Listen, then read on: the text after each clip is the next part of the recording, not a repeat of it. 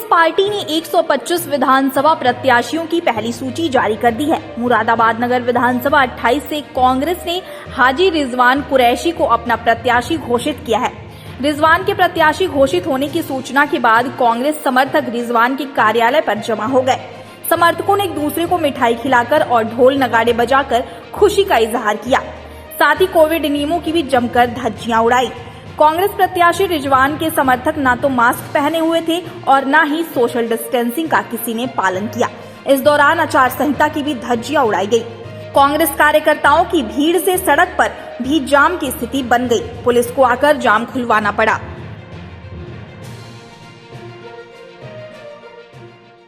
सबसे पहले आपके चैनल के माध्यम से हमारी कांग्रेस पार्टी की राष्ट्रीय महासचिव और प्रदेश प्रभारी प्रियंका गांधी जी को धन्यवाद देना चाहूँगा कि उन्होंने अपना वादा निभाते हुए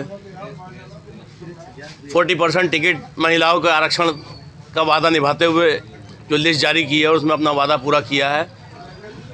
उसके लिए सबसे पहले पूरे मुरादाबाद की जनता की ओर से, पूरे प्रदेश की जनता की ओर से उनको मुबारकबाद देना चाहूँगा और अपने मुरादाबाद की जनता से ये कहना चाहूँगा, अपने लोगों से ये कहना चाहूँगा, जो 29 नवंबर 2017 के मेयर के चुनाव में जो कसर रह गई थी, जो लोगों को मायूसी रह गई थी, इस बार इंशाल्लाह वो मायूसी नहीं हाथ लगेगी और इंशाल्लाह हम बहुत वोटों से जीत दर्ज कराएंगे। क्या मुद्दे रहेंगे आपके? जीत की क्या प्राथमिकता रहेंगी?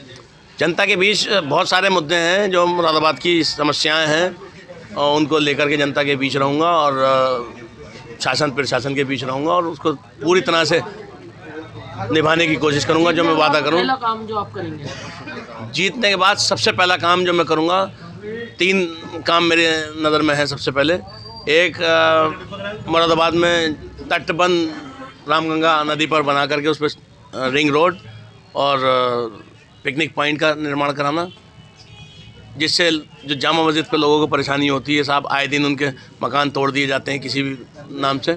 उसको रिंग रोड जब एक बार बन जाएगा तो उसकी एक तय समय मतलब सीमा हो जाएगी कि इस सीमा के आगे कोई नहीं जाएगा। दूसरा, करूले का जो पुल है संभल चौराहे का, उस पुल को चौड़ीकरण या उसका विस्तारीकरण जैसे भी जो भी मुझसे बन पड़ेगा मैं कोशिश करूँगा। तीसरा, मुरादाबाद में स्लाटर हाउस की जो समस्या है वो दूर करने की पूरी कोशिश करूँगा। पिछले चुनाव में बहुत सारी चीज़ें हम आज़ाद थे। इस चुनाव में ऐसा लगता है कि जैसे ग़ुलामी की ज़िंदगी जी रहे हैं और जैसे फिर से अंग्रेज़ों ने हिंदुस्तान को ग़ुलाम बना लिया है। इसी तरह से भारतीय जनता पार्टी ने, उसके गुर्गों ने हिंदुस्तान की आवाम को छला है और उनको ग़ुलाम बनाने की, ग़ुलामियत की तरफ धकेलने की पूरी कोशिश की जा रही है। तो ये फ़र्क पिछले चुनाव में और इस बार चुनाव में लगेगा। आप देख सकते हैं कोरोना के नाम पर किस तरह से लूट मचा रखी है, किस तरह से विपक्ष का गला घोटा जा रहा है, वो सब आपके सामने है। ये फ़र्क पिछले चुनाव में इस बार फ़र्क। तीसरी लहर भी चल रही है, क्या किस तरह से मैनेज होगा? कैसे प्रचार कैसे करेंगे अपने? देखिए, प्रचार करने की इसलिए मुझे बहुत ज़्यादा ज़रूरत नहीं पड़ेगी कि मैं पिछले 4 साल अपने लोगों के बीच में रहा हूँ, अच्छे बुरे में उनके साथ रहा हूँ, तो मुझे नहीं लगता कि मुझे ज़्यादा प्रचार करने की ज़रूरत पड़ेगी दूसरे प्रत्याशियों के मुकाबले। टक्कर मानते किसी से अपने शहर में? इंशाअल्लाह किसी से टक्कर नहीं रहेगी। शायद भारतीय जनता पार्टी हमारे सामने लड़े और इंशाअल्लाह बहुत वोटों से जीत होगी।